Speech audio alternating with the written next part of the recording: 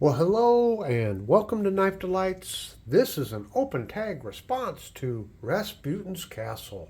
He says, show your Whittlers. So I rounded up all my Whittlers that I know of. I've got 4 of them here. Like I said, I think these are all the Whittlers that I have. And one of them is not a true Whittler. Well, a couple of them aren't a true Whittler. Well, we'll get into that in just a minute. The most basic generic definition of a Whittler is it's a 3-bladed knife where the main blade rests on 2 springs and the 2 smaller blades rest on a single spring. So we're going to take a look at this Colt, and this is a model CT27. So here's a Colt Whittler. Come in this very fantastic box here. The legend continues.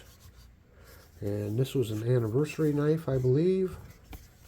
Let's just open this box up quick. Samuel Colt. Get a good look at that shield. 175th anniversary of Colt. So, as you can see here on the back side, you've got 2 springs, and they merge into one down at this end. So the main blade here,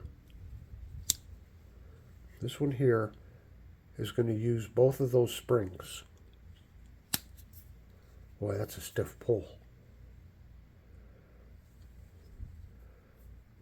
So this is kind of what's called a split spring, I guess you would say. And then you have 2 smaller blades down here, that pen blade there, and it uses a single spring down at this end. And then you got another pen blade there, and again it uses a single spring. So that's the most generic definition of a Whittler. Okay, moving along here, I have this beautiful old Whittler. Now this is a sleeveboard pattern because it's more narrow at one end than the other. So just like on a ironing board, you'd have a sleeve board so you could pull the sleeves of your shirt up on it to be able to iron them better. And this is a W.H. Morley and Sons. And it was kind of an import company out of New York City, or out of New York. There's the Tang stamp on that. And they went out of business somewhere around 1927, if I remember correctly. So this knife is about 100 years old or older.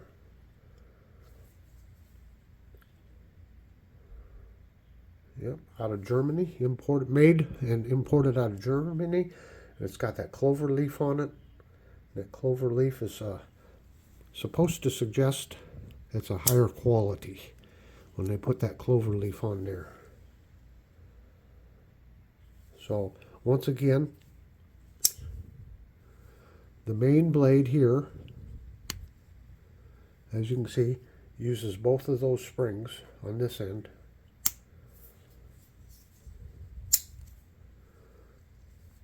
And then the single blades here just use the single spring. Pretty cool pattern.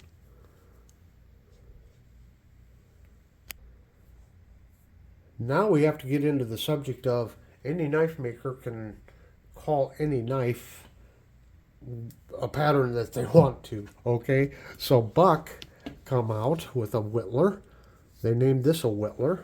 It's a model 310. But you'll notice there's 3 springs. So each blade has a spring. As you can see there. Just using a single spring. So it's got this nice clip point blade here.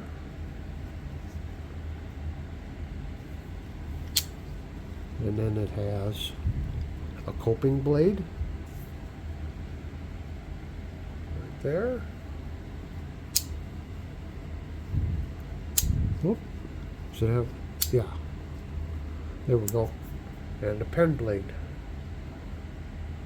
So clip point, coping, and pen blade on this one. So case has a pattern called a half Whittler. And it's called a half Whittler because it only has 2 blades. But it's a nice little knife.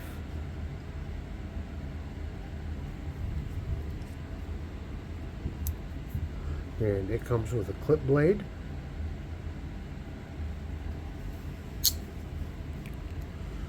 And a pen blade. So this is not, in the truest sense, a Whittler because it doesn't have 3 blades, and that's why they call it a half Whittler. It's actually, it's like a larger version of a pen knife is kind of what it is. So, okay. So here you got the spear point blade.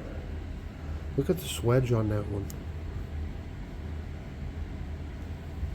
This is a classy little knife. I just love this little knife. Beautiful blades. I guess that's like a mother of pearl type cover on it. And look at the shield. Look, see the colors change in there. For a 100-year-old knife, it's in wonderful condition. And you know what? Every time I do a video and I see these types of bolsters, I can never remember the name of those types of bolsters, but just a little bit different of an end cap on them, isn't it?